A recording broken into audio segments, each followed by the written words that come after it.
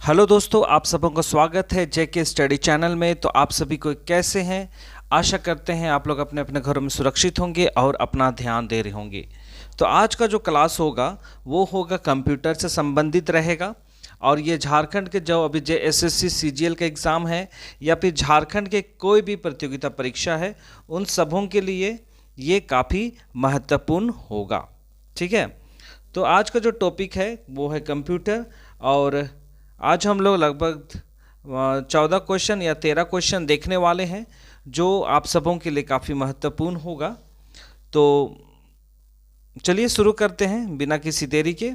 तो सबसे पहला आपके सामने है पहला क्वेश्चन जो काफ़ी इजी है। ये क्वेश्चन बहुत बार परीक्षाओं में आ चुके हैं, तो इसको भी आप लोग महत्वपूर्ण समझ सकते हैं, क्योंकि जितना भी प्रतियोगिता परीक्षा होता है वो अधिकतर जितना भी प्रीवियस पेपर होते हैं उन्हीं में से वे उठा के क्वेश्चन पूछते हैं। तो चलिए है सबसे पहला क्वेश्चन आपके सामने है, एक बाइट में कितने बीट होते हैं? एक बाइट में कितने बीट होते हैं ये आपको बताना है। ऑप्शन देख सकते हैं। ऑप्शन ए है 2, ऑप्शन बी 4, ऑप्शन सी 6 या ऑप्शन डी 8। तो इसका सही जवाब होगा ऑप्शन नंबर डी 8। एक बाइट में 8 बीट के बराबर होता है, ये इसका सही आंसर होगा। चलिए अब अगला क्वेश्चन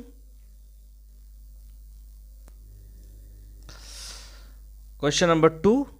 MS Excel 2007 में मैक्रोज को निम्नलिखित में से किस मेन्यू के द्वारा निष्पादित किया जाता है? जैसा आप सभी को पता है MS Excel का काम क्या होता है। जितना भी आप लोग डेटा को संग्रह करने का काम करते हैं, डेटा टाइप करने का या फिर डेटा को जमा करने का काम होता है, इसी एक्सेल के माध्यम से डेटा को तैयार किया जाता है।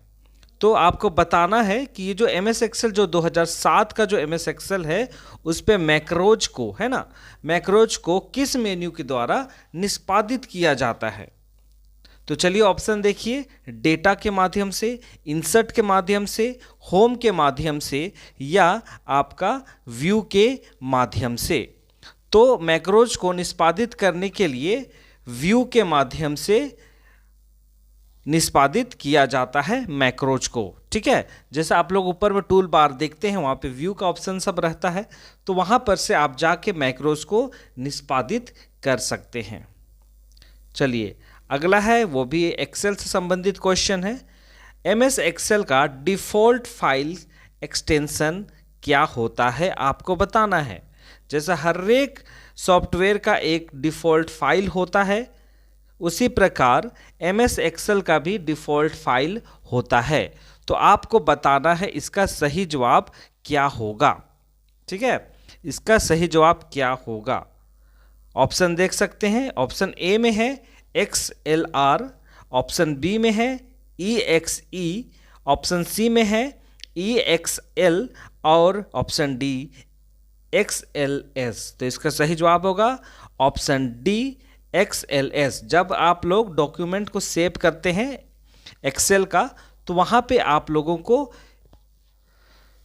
जब सेव कीजिएगा तो आपका जो फाइल नेम है उसके बगल में आपको ये XLS माफ़ कीजिएगा XLS जो है वो आपको शो किया जाता है।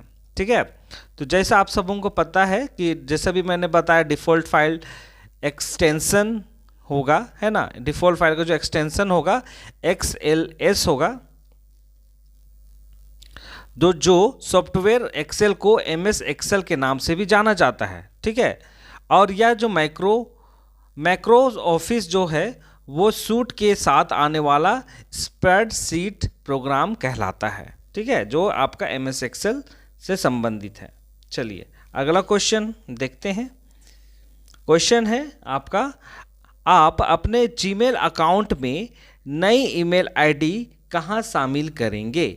जब आप अपना जीमेल अकाउंट को खोलते हैं तो वहाँ पे आपको एक नया ईमेल आईडी को शामिल करना होता है, तो आप वो कहाँ पे कीजिएगा। ऑप्शन देख सकते हैं, इनबॉक्स में, आउटबॉक्स में, संपर्क में या प्रेषित मेल में। तो इसका सही जवाब आपको बताना है। तो क्या होगा?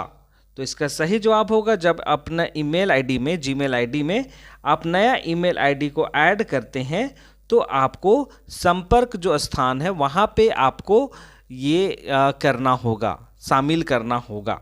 ठीक है, नया ईमेल आईडी को जो टू करके जो होता है, जो अंग्रेजी में होता है टू करके, वहीं पे आपको नया ईमेल आईडी डालना होता है। चलिए अगला है, निम्नलिखित में से कौन एक तार युक्त प्रकार की इंटरनेट संयोजकता है? कौन तार युक्त इंटरनेट संयोजकता है, आपको बताना है कौन है। ऑप्शन है cable internet access, option B है 3G 4G, ऑप्शन सी है वाईमैक्स या ऑप्शन डी वाईफाई। तो तार युक्त इंटरनेट संयोजकता कौन है, आपको बताना है। तो इसका सही जवाब है option number A, cable internet access. तो इसी से आपका ऑप्शन का जो केबल इंटरनेट एक्सेस के नाम से ही आपको पता चल जा रहा है, जो तार युक्त, तार युक्त का मतलब क्या है, जिसपे तार का प्रयोग किया गया है इंटरनेट सेवा प्राप्त करने के लिए। तो केबल इंटरनेट एक्सेस यही होगा सही जवाब, क्योंकि इस पे तार का उपयोग किया जाता है। और जो 3G हो गया, 4G हो गया, वाईमैक्स हो गया, वो वाईफाई जो होता है वो सब तार मुक्त इंटरनेट संयोजकता है। ठीक है, इस पे तार का प्रयोग नहीं किया जाता है। चलिए अगला है, निम्नलिखित में से किसे CPU द्वारा संबोधित किया जाता है? किसे, यहां पे जो आप ऑप्शन देख रहे हैं इनमें से CPU द्वारा संबोधित किया जाता है, ये आपको पूछा। CPU क्या हो गया? Central processing unit. तो इसका सही जवाब क्या होगा? जैसा आपको CPU का मतलब भी होता है कि इसमें मेमोरी का प्रयोग किया जाता है, तो अल्टरनेटिव मेमोरी होगा, सेकेंडरी मेमोरी होगा, मेन मेमोरी होगा या ऑक्सिलरी मेमोरी होगा। तो इसका सही जवाब होगा CPU द्वारा संबोधित किया जाता है मेन मेमोरी को। ठीक है, चलिए अगला क्वेश्चन, वेब एड्रेस को यह भी कहा जाता है, वेब एड्रेस को यह भी कहा जाता है, क्या कहा जाता है वेब एड्रेस को? जब आप इंटरनेट का प्रयोग करते हैं, क्रोम में जाते हैं, तो वहाँ पे आप लोग जो साइट डालते हैं, वेबसाइट डालते हैं, है ना, तो उसको हम लोग वेब एड्रेस भी कहते हैं। इसके साथ साथ और इसको क्या कहते हैं? ऑप्शन ए है URL, ULR, LRU या LUR। तो इसका सीधा साधा जवाब होगा ऑप्शन नंबर ए, URL। ठीक है, जब आप लोग वहाँ पे एड्रेस डालते हैं क्रोम में, मतलब ब्राउजिंग में, तो वहाँ पे आपको URL करके डालना होता है। वहाँ पे ईमेल, मतलब जो एड्रेस होता है वो यहाँ पे आपको डाला जाता है, जिसको वेब एड्रेस भी कहा जाता है। चलिए ये भी है बहुत ही इजी सवाल, किसी वेबसाइट का मुख्य पृष्ठ क्या कहलाता है? जब आप लोग इंटरनेट करते हैं, ब्राउजिंग करते हैं, जब आप कोई वेबसाइट डालते हैं, उसके बाद वेबसाइट डालने के बाद आप इंटर करते हैं, तो उसके बाद जो फर्स्ट पेज, जो मुख्य पृष्ठ जो खुल के आता है, उसको क्या कहा जाता है? होम पेज कहा जाता है, मेन पेज कहा जाता है, वेब पेज कहा जाता है या एनी पेज कहा जाता है? तो इसका सही जवाब आपको बताना है कि क्या कहा जाता है। तो इसका सही जवाब होगा आपका ऑप्शन नंबर ए, होम पेज इसको कहा जाता है। ठीक है, चलिए अगला क्वेश्चन,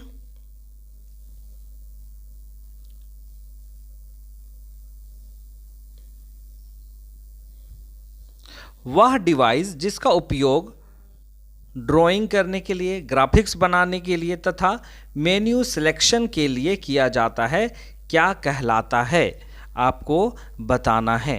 जब आप किसी एक डिवाइस का प्रयोग करते हैं जिस पे ड्राइंग करते हैं, ग्राफिक्स बनाते हैं या फिर मेन्यू सिलेक्शन करते हैं, तो उसको क्या कहा जाता है ये बताना है। तो ऑप्शन इसका देख लीजिए, कीबोर्ड होगा, ट्रैक बॉल होगा, टच स्क्रीन होगा या लाइट पेन होगा। तो उस डिवाइस को कहा जाता है आपका लाइट पेन। इसी के प्रयोग से आप ड्राइंग करते हैं, ग्राफिक्स डिज़ाइन बनाते हैं और कुछ भी मेन्यू सिलेक्शन करने का काम करते हैं।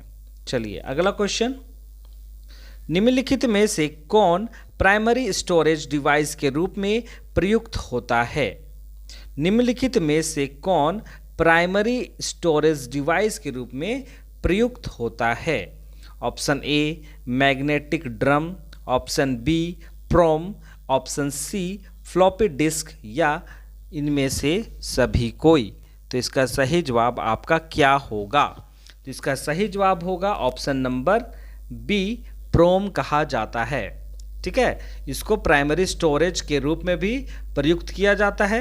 और अगर प्रोम का फुल फॉर्म आप जानना चाहते हैं तो इसका होगा पी से होगा programmable read only memory. Programmable read only memory इसका विस्तृत रूप कहलाएगा। चलिए अगला है, और ये आखिरी क्वेश्चन है कंप्यूटर सीरीज का। TIFF का विस्तृत रूप क्या होगा? TIFF का विस्तृत रूप बताना है, इसका फुल फॉर्म बताना है।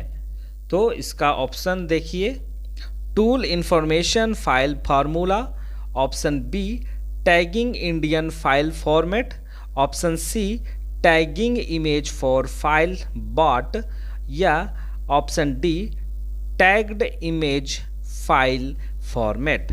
तो इसका सही जवाब होगा option number D tagged image file format, इसका सही जवाब होगा।